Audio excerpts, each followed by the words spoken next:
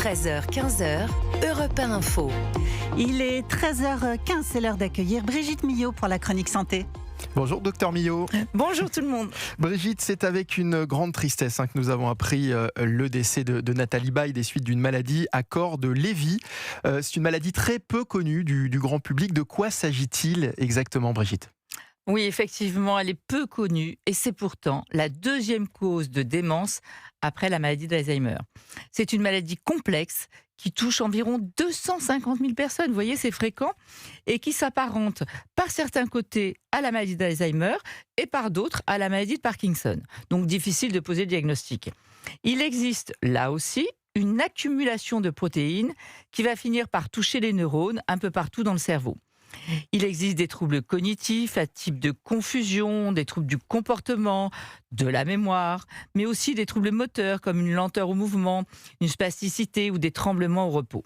Mais on peut dire que ce qui la différencie des autres maladies, ce sont essentiellement trois types de signes. Une fluctuation très importante. Les symptômes peuvent varier d'un jour à l'autre, voire d'une heure à l'autre. Vous allez bien et, tout à coup, vous allez mal. Des hallucinations fréquentes et perturbantes et des troubles du comportement durant le sommeil paradoxal. En fait, le patient vit ses rêves, parle, bouge, tape, vous insulte.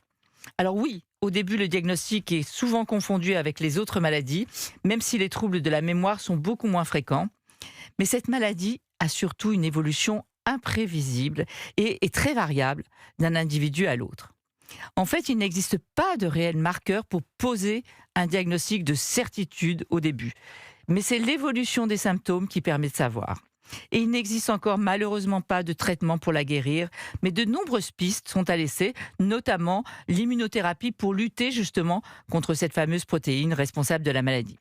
Pour le moment, l'objectif des traitements est d'améliorer la qualité de vie, de réduire les symptômes et de préserver l'autonomie le plus longtemps possible.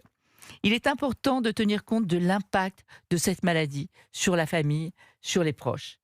La maladie est difficile à vivre pour l'entourage à cause des fluctuations, des hallucinations, de l'évolution imprévisible. Aussi, il faut bien comprendre que l'accompagnement des aidants est aussi crucial. Les disparitions de Catherine Laborde l'an dernier et Nathalie Baye rappellent avec pudeur l'existence de la maladie à corps de Lévy, encore trop méconnue. C'était le docteur Brigitte Millot. Merci Brigitte, à demain. Restez avec nous sur Europe 1. Là,